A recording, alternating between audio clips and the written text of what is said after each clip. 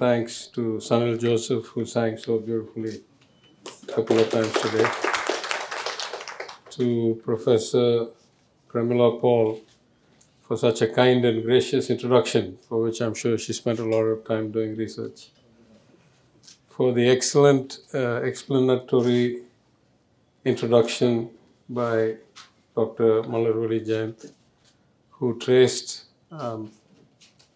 the key concepts of the book and the unique linkages that have not been addressed to my knowledge earlier that will mark this as one of the seminal books in this genre.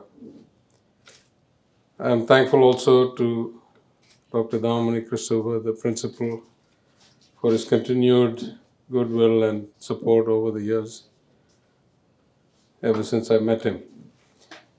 I have an apology to make in advance. The very place where somebody was kind enough to mention that we got them the electricity after 17 years. We didn't just stop there. We actually got them pattas as well, so they can get further activities.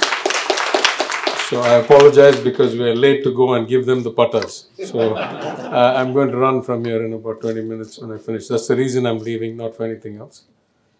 And when we decided to take some effort, they said, we can wait till you come to give them both the electricity and the pattas. We said, no, give them electricity without us.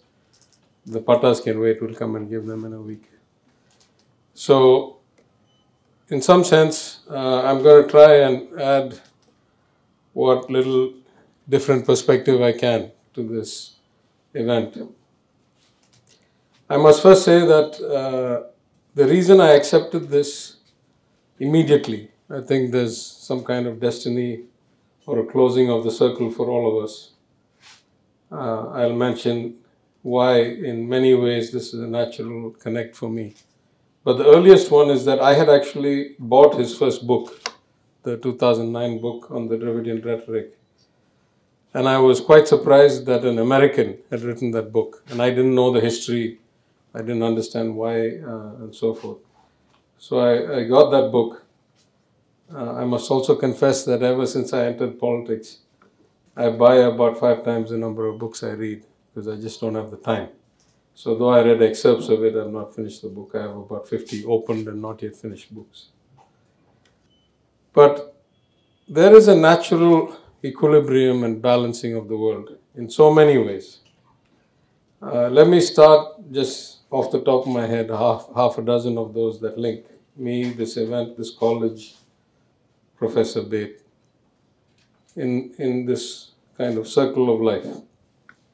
As we were walking here, I noticed that the name of this building is Binghamton Hall. So I asked the principal, why is it Binghamton Hall? He said, oh, it was the people of the area of Binghamton who donated the money for the hall. My wife is from Binghamton. Our house is in Binghamton. So there's another balancing thing.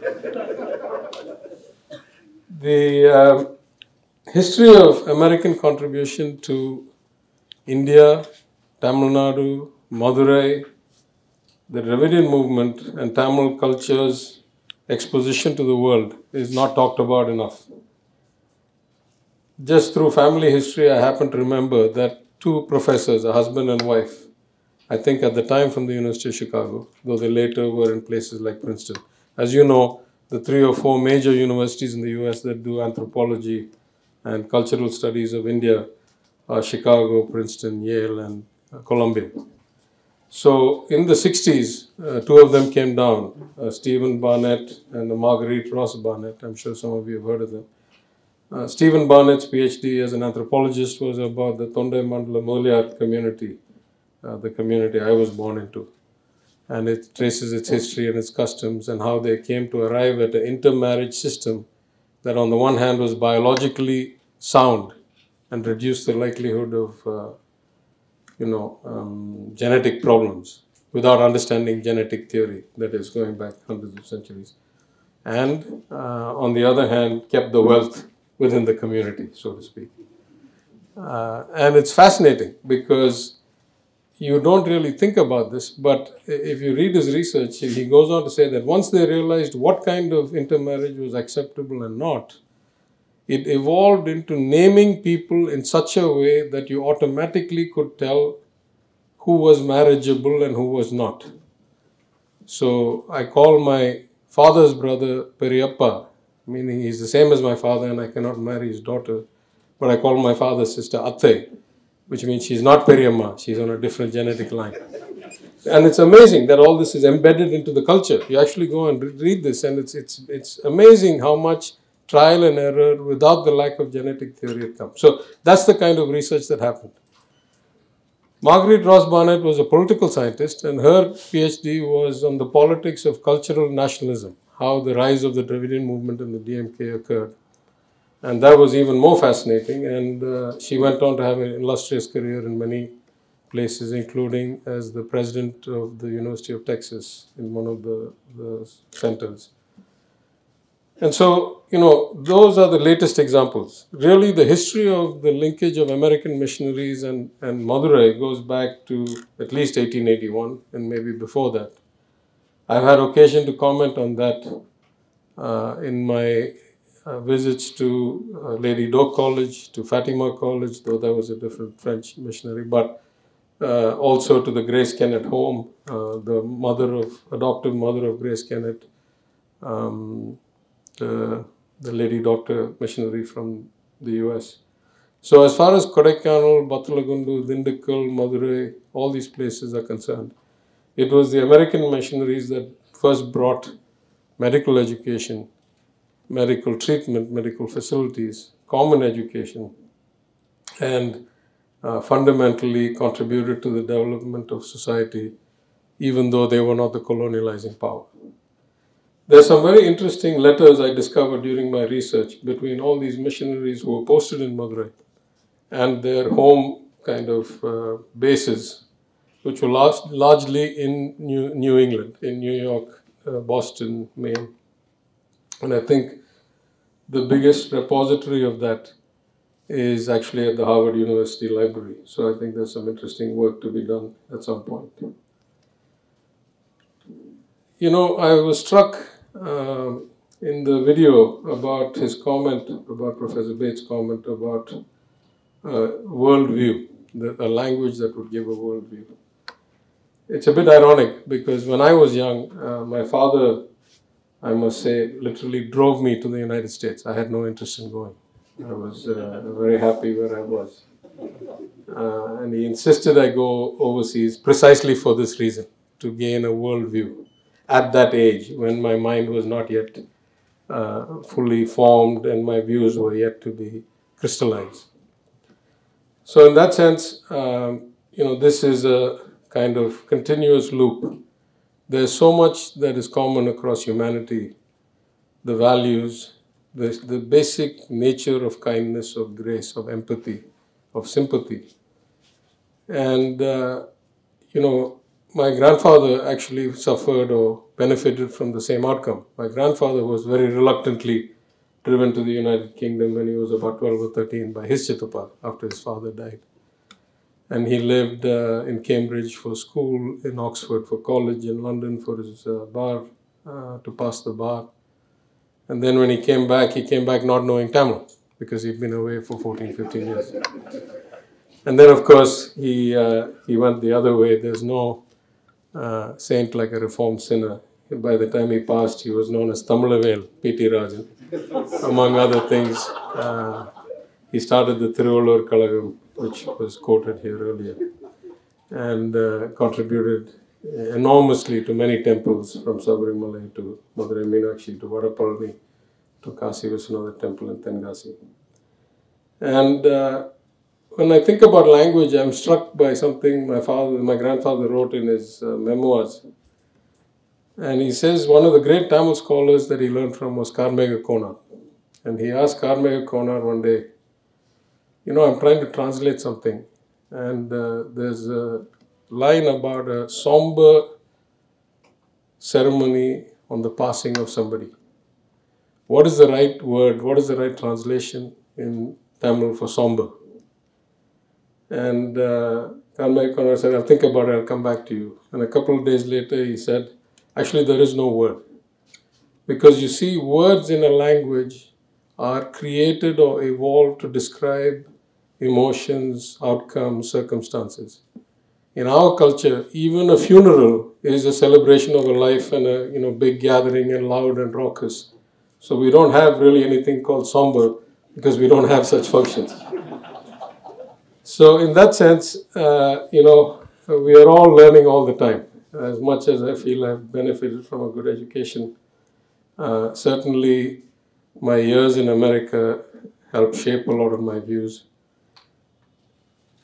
Only part of this book that I will touch a bit technically is to say that the links between the Protestant movement and the culture in the United States, the missionary movement from the American Christian missionaries around the world, the civil justice or the civil rights movement for the African Americans in the US, and the social justice movement in Tamil Nadu are all very closely integrated together. There are many links back and forth.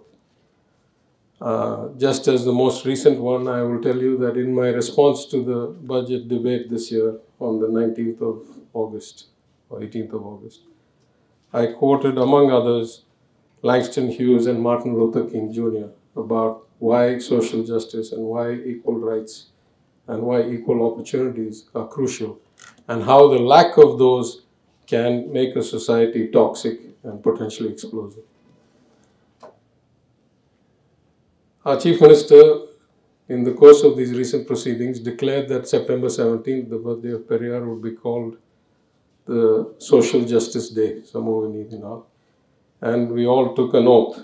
And the oath, as you know, starts with Pirapokkum Ella Uyirukkum and goes on through Yadam Ure Yavaram Keli. This is the value system that we believe in, and that is what brought us, Dravidians and the Tamil people, to the stage we're in, at least relative to other parts of India. We are the only large, above average income state to have this level of social development and this low a Gini coefficient. I'm not saying it's great.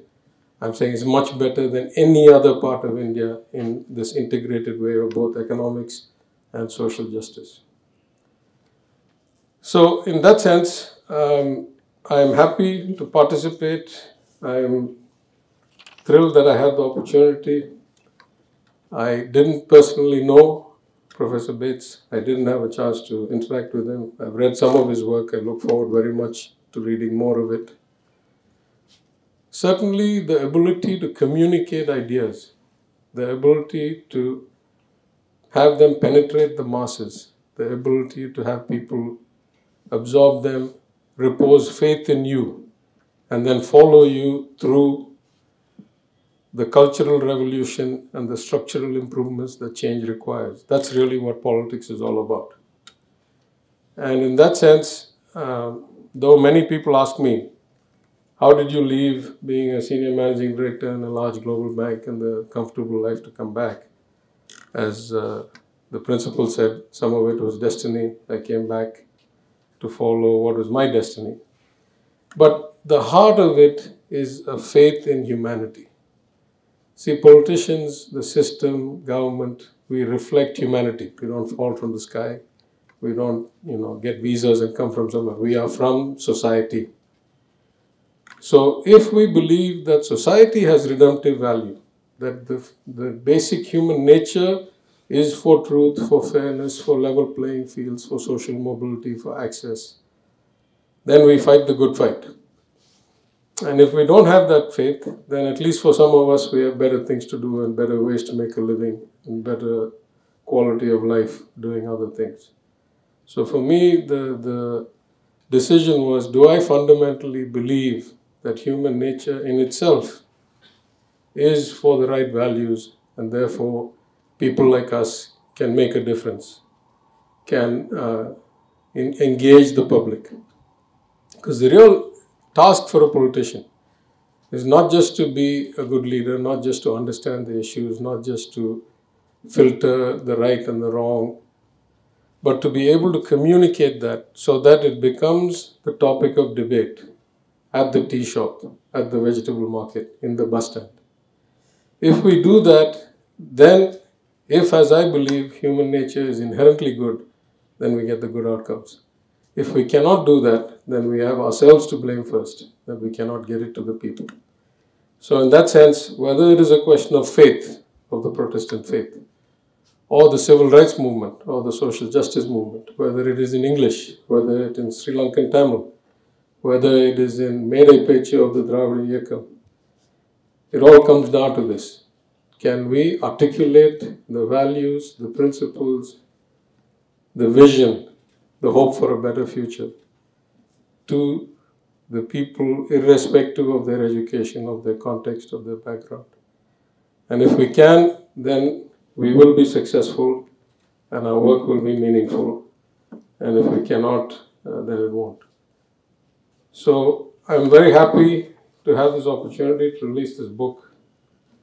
I'm a bit disappointed that I did not get to cross paths with Professor Bates, but I'm also happy to have come across SCHILET for the first time. I'm amazed and impressed at both the range and the dedication, the range of its contents and the dedication of its staff. I look forward to continued interactions. In a different life, if I did not have, as Professor Paul said, the accident of birth that I had now, I might have tried to be a writer or a teacher, but we get to live only once. So I'll try and see if I can find the time, even in this life, to indulge my interests and my passion towards those things. It's great to know that such a facility exists so close to home. I congratulate the college, SCHILET. I applaud the life cut too short of Professor Bate, and I thank all the organizers of the ceremony for putting this together and for inviting me. Thank you very much.